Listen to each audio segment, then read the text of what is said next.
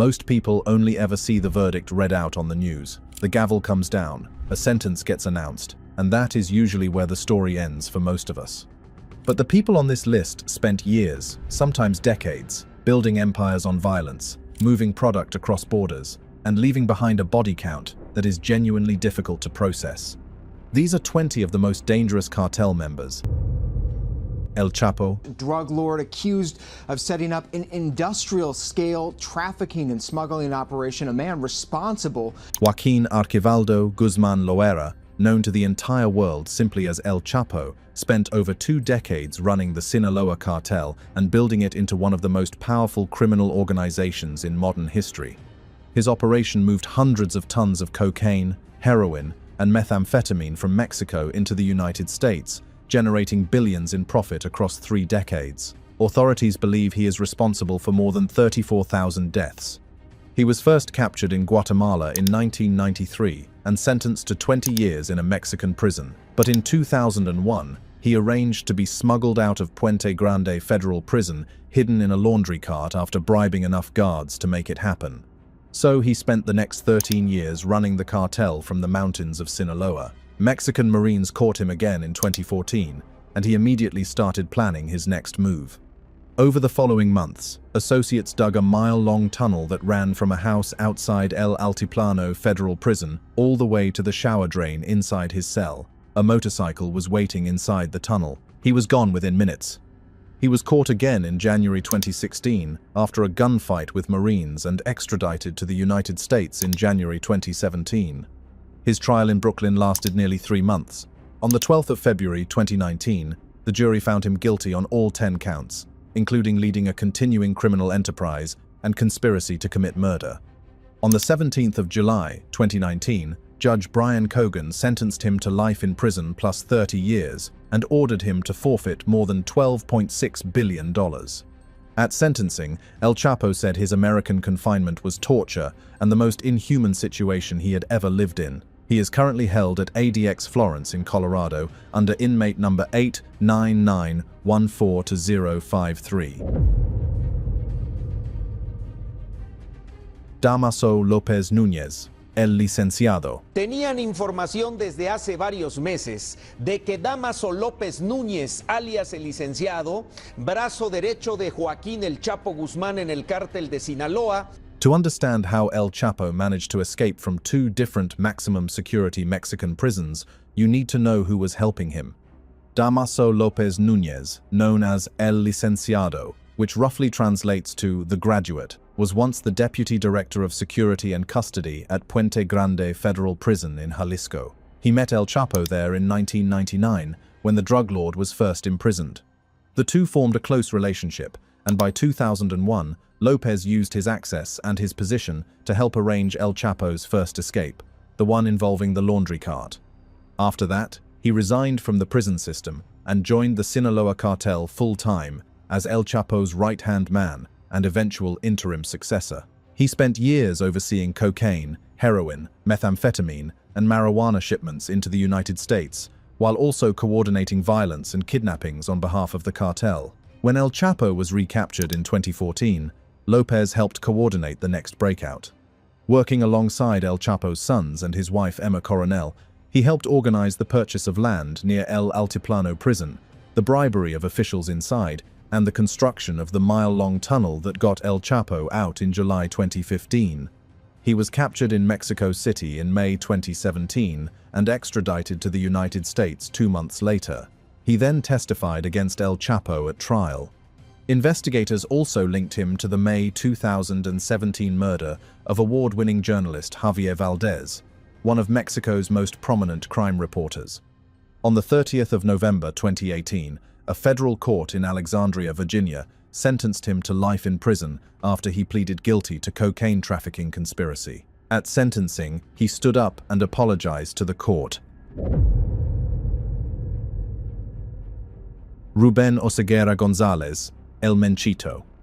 Judy, this is the story of like father, like son. The men oversee Mexico's most feared new generation cartel, according to law enforcement, that controls the vast majority of illicit drugs. His father, Nemesio Oseguera Cervantes, known as El Mencho, founded the Jalisco New Generation Cartel and became one of Mexico's most wanted men, with a $15 million US government reward attached to his capture before his death. But Ruben Oseguera Gonzalez, known as El Menchito, was not simply riding on his father's name. Born on the 14th of February, 1990, in San Francisco, California, El Menchito holds both American and Mexican citizenship.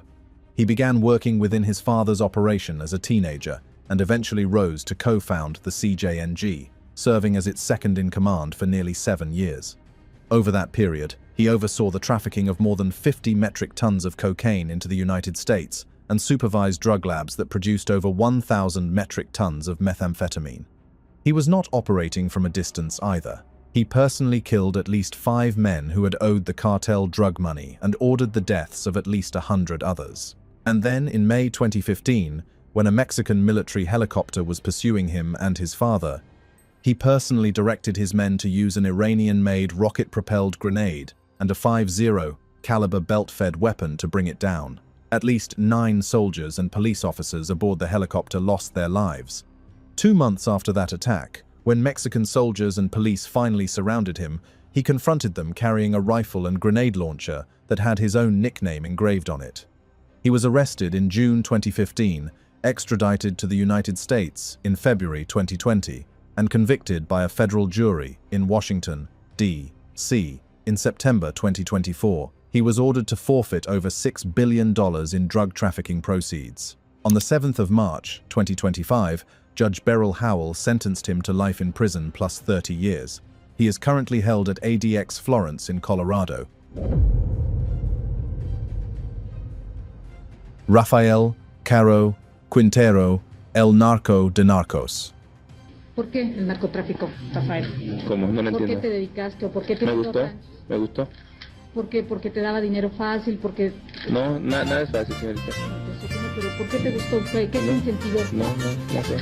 Rafael Caro Quintero co-founded the Guadalajara Cartel in the 1970s alongside Miguel Ángel Félix Gallardo, and together they built one of the first large-scale Mexican drug trafficking organizations, moving massive quantities of marijuana and cocaine from Mexico into the United States. In early 1985, DEA Special Agent Enrique Kiki Camarena had just helped expose a major Guadalajara cartel marijuana operation. He was a few weeks away from transferring back to the United States. On the 7th of February 1985, he was grabbed off the street outside the US consulate in Guadalajara. He was never seen alive again. Camarena was held for over 30 hours, tortured, and killed. His pilot, Alfredo Zavala Avalar, was murdered the same way. American writer John Clay Walker and dentistry student Alberto Radalat were also killed by the cartel around the same time. Caro Quintero fled to Costa Rica but was arrested later that year, extradited to Mexico, and sentenced to 40 years in prison. Then, in 2013, a state court released him on a legal technicality after he had served 28 years. Mexico's Supreme Court immediately reversed the decision, but he was already gone. He spent the next decade hiding in the mountains of Sinaloa until the Mexican Navy tracked him down and arrested him in July 2022. On the 27th of February, 2025, he was expelled from Mexico and transferred to the United States alongside 28 other cartel figures, one of the largest single cartel handovers in US history. He appeared in Brooklyn federal court the following day, wearing Agent Camarena's original handcuffs, and pleaded not guilty. As of early 2026, he is held at the Metropolitan Detention Center in Brooklyn and remains in active plea negotiations with prosecutors. Aldemarin Sotelo. All right, sir, you've been charged with murder of Wake County Sheriff Deputy Ned Byrd. That charge carries a maximum penalty of death or life without parole. On the 11th of August 2022, Wake County Sheriff's Deputy Ned Byrd was working a patrol shift outside Raleigh, North Carolina. Byrd was a 13-year veteran of the department and a dedicated K-9 officer who had served alongside his partner for years. At some point during that shift, he was shot multiple times and left near his patrol vehicle on Auburn Knight Road in a rural area southeast of the city. He was found dead at the scene. Aldemarin Sotelo was charged with his murder. The case got complicated almost immediately. In May 2023, while being held at Piedmont Regional Jail in Farmville, Virginia awaiting trial, Marin Sotelo managed to escape from custody. He fled to Mexico. His sister was later arrested and ultimately pleaded guilty to paying $2,500 to arrange the getaway vehicle that helped him disappear. Mexican authorities recaptured him within days of his arrival. But getting him back to the United States took considerably longer. A long-standing treaty between the US and Mexico generally prohibits extradition in cases where the death penalty may apply, and North Carolina had initially been pursuing capital punishment for the killing of a law enforcement officer. That legal issue stalled his return for nearly 2 years. In September 2023, prosecutors formally agreed not to seek the death penalty, which cleared the path for extradition. In February 2025, Marin Sotelo was returned to the United States as part of the same 29-person transfer that brought Rafael Caro Quintero and Vicente Carrillo Fuentes to face U.S. charges. As of early 2026, he is awaiting trial in Wake County, North Carolina. If convicted of Deputy Byrd's murder, he faces life in prison without parole.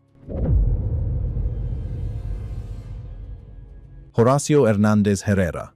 In late October 2013, Horacio Hernandez Herrera flew into Manila, Philippines, and he was not there as a tourist. According to Philippine authorities, he had come to establish a cocaine distribution network in the country, working in partnership with a local Chinese drug ring.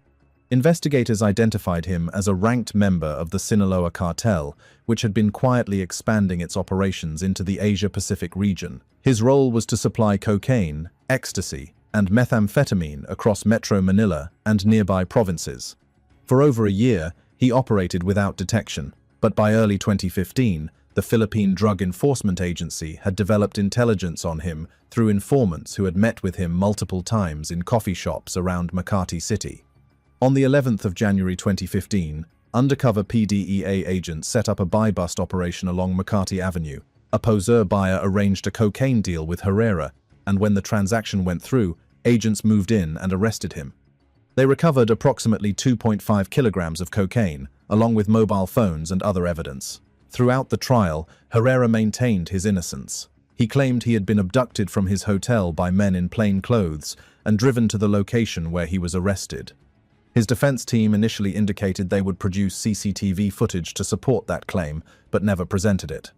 On the 13th of February 2019, Makati Regional Trial Court, Judge Selma Palacio Alaras, found him guilty beyond reasonable doubt of selling illegal drugs under the Philippines' Comprehensive Dangerous Drugs Act. She sentenced him to life imprisonment and ordered him to pay fines between 500,000 and 10 million Philippine pesos. His case remains one of the rare instances of a Sinaloa cartel operative being convicted and imprisoned in an Asian jurisdiction. Marciano Milan Vasquez, Chano. Marciano Milan Vasquez, known as Chano, started his career in the Los Zetas organization as a hitman, working as an assassin and weapons distributor for years before being promoted in 2013 to Plaza Boss for the Piedras Negras corridor in Coahuila, Mexico. That corridor sits directly across the US border from Eagle Pass, Texas, making it one of the most valuable drug smuggling routes in the country. Running the plaza meant controlling the flow of marijuana, cocaine, and methamphetamine into the United States, bribing politicians, and eliminating anyone who created problems. Between 2009 and 2015, Vasquez was responsible for the murders of at least 29 people in northern Mexico. In March 2011, he participated in the mass killing of hundreds of people across the towns of Piedras Negras and Allende, carried out under direct orders from the Zetas leadership. But the act that defined his case came in 2013. To punish a man who had crossed the cartel, Vasquez gathered the man's entire family together. He used an axe to dismember the man's young daughter in front of her parents and burned her body. He then ordered the mother killed the same way while forcing the father to watch, before ordering the father's death as well.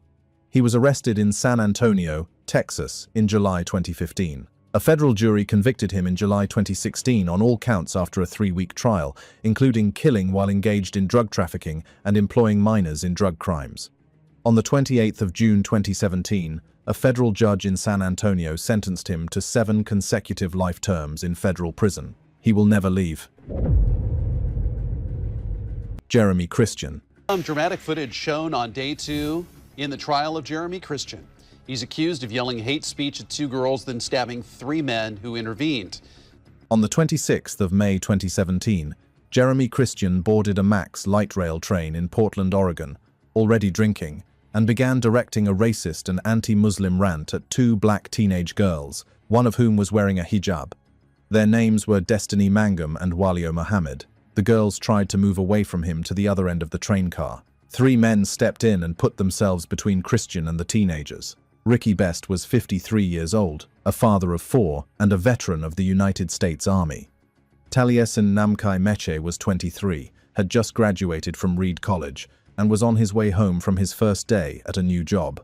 Micah Fletcher, 21, physically positioned himself to shield the girls. Christian pulled out a folding knife and stabbed all 3 men in the neck within seconds. Best and Namkai Meche both died. Fletcher survived, but has since spoken at length about the lasting trauma, describing how he cannot enter a room without first scanning it for threats. The 2 teenage girls were physically unharmed. Christian was arrested that same evening. At his arraignment days later, he entered the courtroom shouting slogans, and when given the chance to speak about what he had done, he said he had no regrets. In February 2020, a jury found him guilty on all 12 counts, including 2 counts of first-degree murder. On the 24th of June 2020, Multnomah County Circuit Court Judge Cheryl Albrecht sentenced him to 2 consecutive life terms without the possibility of parole, 1 for each murder, along with approximately 26 additional years for his remaining convictions.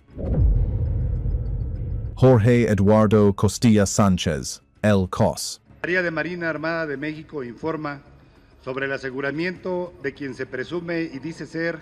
Before he became one of Mexico's most feared cartel bosses, Jorge Eduardo Costilla Sánchez worked as a municipal police officer in Matamoros, Tamaulipas.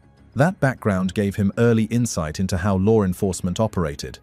He eventually crossed over entirely, joining the Gulf Cartel and working his way up under Osiel Cardenas Guillen, one of the most violent cartel leaders in Mexican history. When Osiel was arrested in 2003 and later extradited to the United States in 2007, El Cos stepped in to help run the Gulf Cartel alongside Osiel's brother, Antonio Tony Tormenta, Cardenas Guillen. The biggest threat he faced was internal.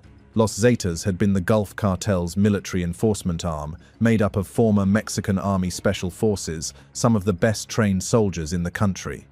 In early 2010, after years of building tension, they broke away and went to open war against their former employers. The fighting transformed northeastern Mexico into a near-daily scene of gunfights, decapitations, and mass killings.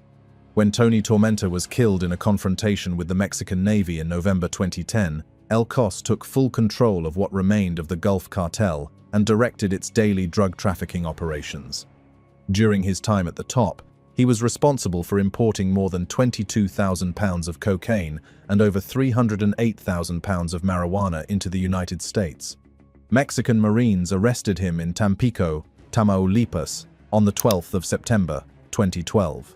He was extradited to the United States 3 years later and pleaded guilty to drug trafficking conspiracy in a Texas federal court in September 2017. On the 15th of September 2022, a federal judge in Brownsville, Texas, sentenced him to life in prison and ordered him to pay a $5 million forfeiture judgment. Gilberto Rodríguez Orejuela, el ajedrecista. Condena en Estados Unidos, el ajedrecista, como era conocido, falleció el pasado 31 de mayo. Gilberto Rodríguez Orejuela co-founded the Cali Cartel alongside his brother Miguel in the 1970s, and the organization they built would eventually control roughly 80% of all cocaine flowing into the United States. What set the Cali operation apart from Pablo Escobar's Medellin cartel was restraint. While Escobar bombed buildings and assassinated government officials, Rodríguez Orejuela bought banks, pharmacies, and radio stations, operated behind legal cover, and stayed deliberately invisible. That calculated approach earned him the nickname El Ajedrecista, the chess player. After Escobar's death in 1993, the Cali cartel stepped into the vacuum and took over entirely. At their peak, they imported at least 200 tons of cocaine into the United States, built distribution networks across American cities, formed alliances with European crime groups, including the Camorra in Italy, and moved product through Colombian Pacific ports, hidden inside commercial shipments. Rodriguez Orejuela was arrested on the 9th of June 1995 in Cali, found hidden inside a hollow wall built behind a wardrobe in a luxury apartment. Colombia's laws at the time barred extradition, so he served time domestically. He was released on a legal technicality in 2002, rearrested 4 months later, and extradited to the United States in December 2004 after American pressure pushed Colombia to change its extradition policy. In September 2006, he and his brother Miguel pleaded guilty in Miami to conspiring to import cocaine and laundering drug money. They forfeited $2.1 billion in illegal profits as part of the deal. Both were sentenced to 30 years in federal prison. Gilberto died on the 31st of May 2022 at the Federal Medical Center in Butner, North Carolina, at age 83, still serving his sentence. Pedro Espinoza. High school football player because he carried a red backpack. The murder of Jamil Shaw shocked the community. Pedro Espinoza was 19 years old and a documented member of the 18th Street Gang in Los Angeles when he was released from county jail on the 1st of March 2008 after serving time on gun charges and an assault on a police officer. The very next evening, he encountered 17-year-old Jamiel Shaw II walking home through the Arlington Heights neighborhood. Shaw was a junior at Los Angeles High School, a standout running back who had drawn interest from college programs, including Stanford and Rutgers. He was not in a gang. He was carrying a red Spider-Man backpack, part of a collection he kept, and Espinoza perceived the red color as a marker of a rival blood's affiliation.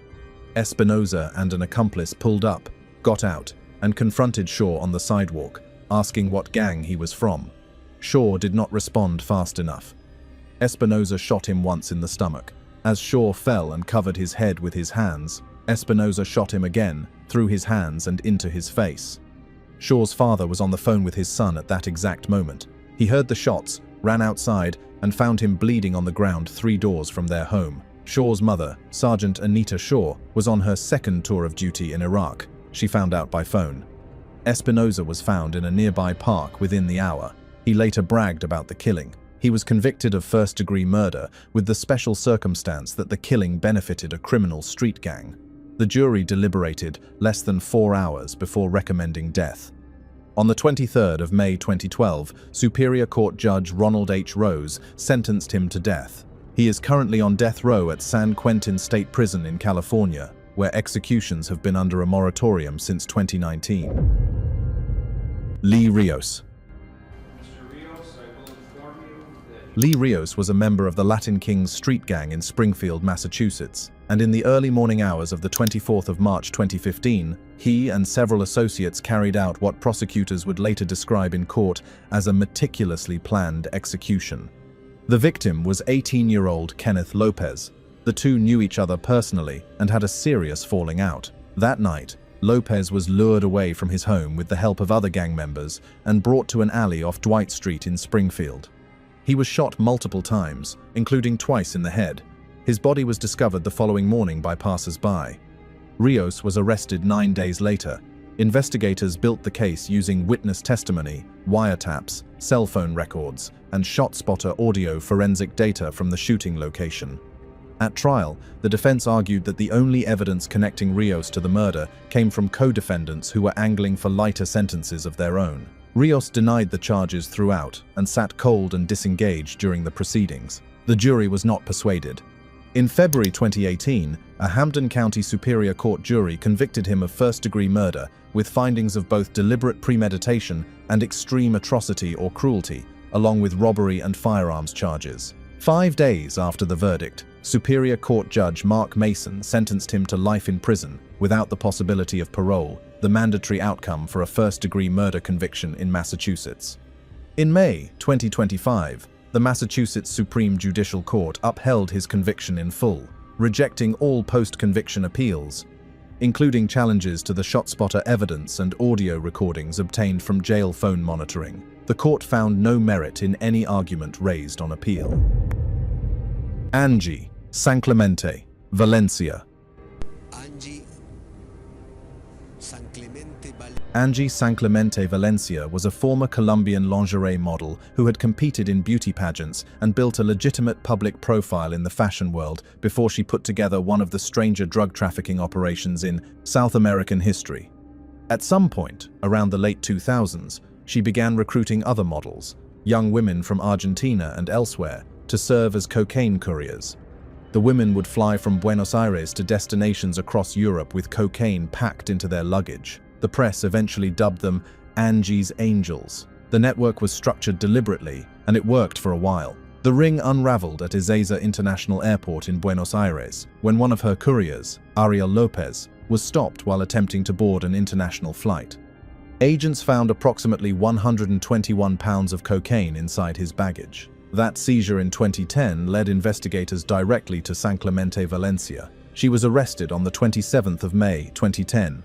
Argentine prosecutors built the trafficking case around her role as the organizer and director of the entire courier network, and she went to trial in Buenos Aires. San Clemente Valencia argued throughout that she was not responsible for the full scope of the operation. The court did not accept that. She was convicted and sentenced to 6 years in prison. She served roughly 3 years before being released in 2013. Following her release, she was permanently banned from Argentina and sent back to Colombia. No charges were pending against her in any other jurisdiction at the time of her release.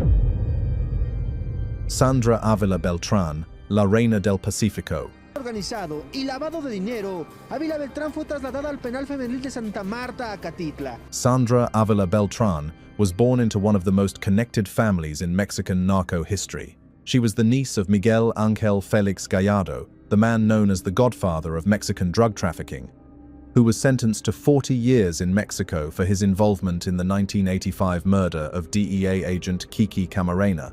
Her maternal family had been in the heroin business since the 1970s. She became known as La Reina del Pacífico, the Queen of the Pacific, through her role connecting Mexico's Sinaloa cartel with Colombia's Norte del Valle cartel. Her relationship with Colombian trafficker Juan Diego Espinoza Ramirez, known as El Tigre, was the operational link between the two organizations. Together, they ran cocaine transportation routes along Mexico's Pacific coast, primarily using speedboats. In 2001, federal agents traced a seizure of more than 9 tons of cocaine at the Pacific port of Manzanillo, Colima, back to Espinoza Ramirez and then to Ávila Beltrán, but she stayed free for years. What eventually put investigators on her trail was a call she made herself. In 2002, her teenage son was kidnapped, and she contacted authorities for help. That contact opened up surveillance on her, and it took more than 4 years and roughly 30 federal agents before she was finally arrested at a Mexico City diner on the 28th of September 2007. Mexican drug charges were eventually dropped. She was extradited to the United States in 2012, where she pleaded guilty to helping Espinoza evade prosecution. She was sentenced to 70 months in federal prison, a term she had effectively already served since her 2007 arrest. She was released and deported to Mexico in 2013, where no outstanding charges awaited her. Clara Elena Laborín Archuleta La Señora. Clara Elena Laborín Archuleta had once been crowned Miss Sonora before she became the wife of Hector Beltrán Leiva, known as LH, the leader of the Beltrán Leiva cartel. The Beltrán Leiva brothers had originally been senior partners inside the Sinaloa cartel, trusted figures who worked closely with El Chapo for years. That arrangement collapsed in 2008 when the brothers became convinced El Chapo had given up their sibling Alfredo to Mexican federal authorities. Their retaliation was immediate. They ordered the killing of El Chapo's 22-year-old son, Edgar Guzman Lopez, who was shot by 15 gunmen using assault rifles and grenade launchers in the parking lot of a Culiacán shopping center. The cartel formally broke from Sinaloa and went to open war. By December 2009, the cartel's most feared figure, Arturo Beltrán Leiva, was dead, killed in a raid by Mexican Navy Special Forces. Brother Carlos was arrested the same month. Hector held the organization together for 5 more years before being arrested on the 1st of October 2014, while dining at a restaurant in San Miguel de Allende, accompanied only by a single bodyguard. After her husband's arrest, Laborín Archuleta stepped in and took over cartel operations. She built an alliance with the Jalisco New Generation cartel and moved to reassert control over Acapulco, which had long been Beltrán Leiva territory. Her name began appearing on threatening messages left around the city as Acapulco's homicide rate climbed to become the highest of any municipality in Mexico in 2016. She was arrested on the 12th of September 2016 in Hermosillo, Sonora, found with 2 kilograms of cocaine and multiple firearms. She was charged and prosecuted in Mexico on drug-related offenses. The U.S. Treasury Department had already sanctioned her in 2009 for ties to the Beltran Leyva organization. Vicente Carrillo Fuentes, El Viceroy.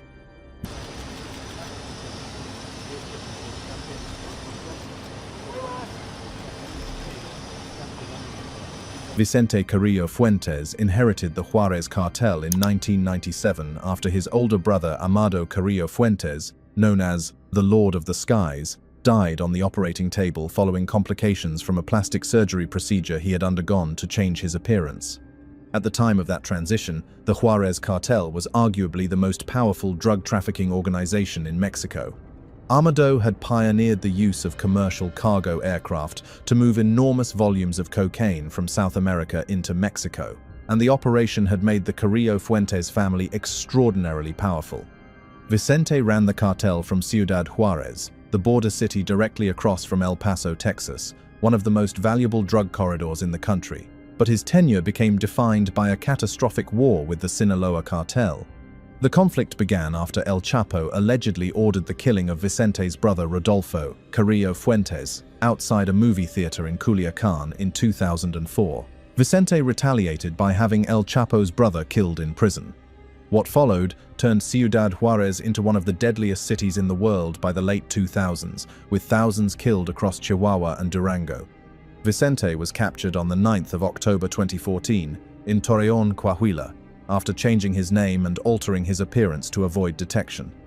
Mexican authorities sentenced him to 28 years in prison in 2021 on organized crime, drug trafficking, money laundering, and firearms charges. He was extradited to the United States on the 27th of February 2025 as part of the same 29-person transfer that brought Rafael Caro Quintero to American soil.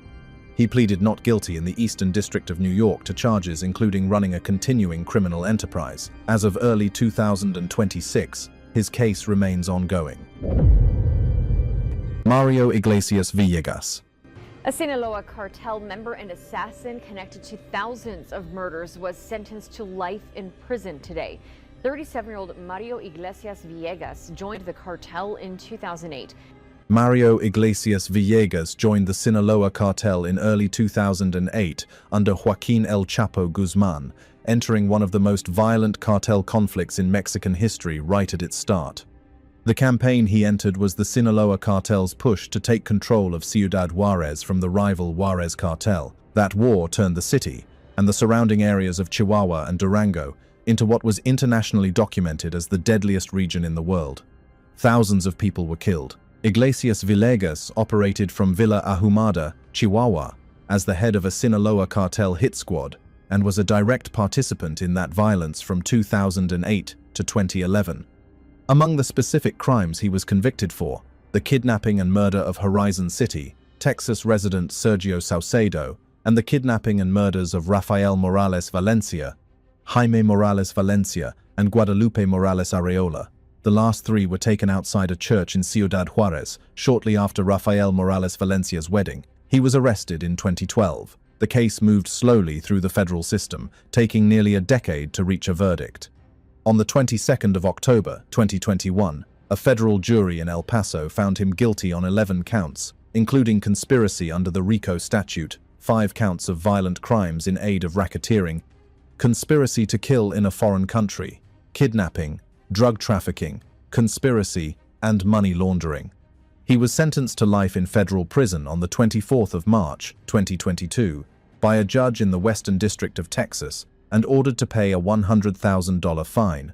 His case is a rare instance of a mid-level cartel enforcer being prosecuted in U.S. federal court under RICO for violence carried out entirely on Mexican soil. Hector Manuel Beltran Leyva, LH. Mexico captures drug cartel boss Hector Beltran Leyva while dining inside restaurant. Hector Manuel Beltran Leyva was the last of the Beltran Leyva brothers to lead the cartel that bore their family name, and he took over under the worst possible set of circumstances. The brothers had operated for years as trusted senior figures within the Sinaloa cartel. That ended in 2008 when they became convinced El Chapo had tipped off Mexican federal police about their sibling Alfredo's location, leading to his arrest. The retaliation was immediate and very public. The brothers ordered the killing of El Chapo's 22-year-old son, Edgar Guzman Lopez, who was shot by 15 gunmen using assault rifles and grenade launchers in the parking lot of a shopping center in Culiacan. The cartel split from Sinaloa and went to open war. By December 2009, the most feared of the brothers, Arturo Beltran Leyva, was dead, killed in a raid by Mexican Navy Special Forces at a residential complex in Cuernavaca. Carlos was arrested weeks later. Hector took over what remained and managed to hold the organization together for 5 more years. He was arrested on the 1st of October 2014 at a restaurant in San Miguel de Allende, Guanajuato, with only a single bodyguard nearby.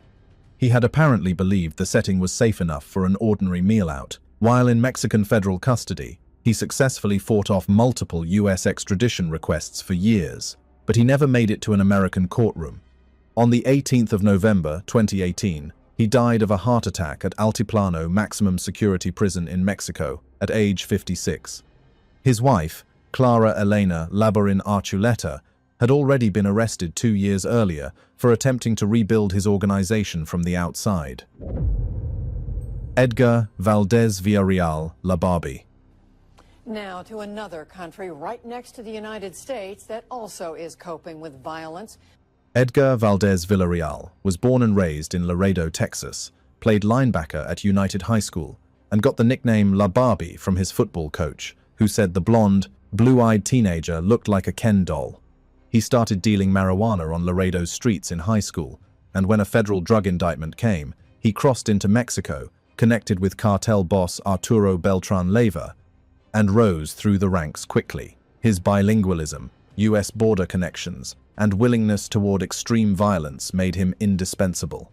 By the mid-2000s, he was loading tractor-trailers with up to 660 pounds of cocaine twice a week and driving them across the border. His main U.S. distribution hubs were Memphis and Atlanta. In Atlanta alone, his network moved 3,300 pounds of cocaine in just 6 months of 2005. He also became one of the cartel's top enforcers, leading a unit called Los Negros against rivals, including the Zetas. When Arturo Beltran Leyva was killed by Mexican Marines in December 2009, Valdez entered a brutal power struggle for control of the organization. The conflict left over 150 people dead, with dismembered and decapitated bodies hung from bridges across Cuernavaca and Acapulco. He was arrested near Mexico City on the 30th of August 2010, extradited to the United States in September 2015, and pleaded guilty in January 2016 to cocaine trafficking and money laundering. A federal judge in Atlanta sentenced him to 49 years and 1 month in federal prison in June 2018 with a $192 million forfeiture order.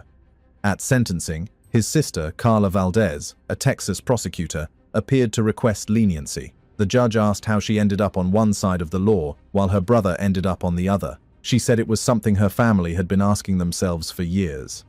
Valdez is currently held at USP Coleman II in Florida.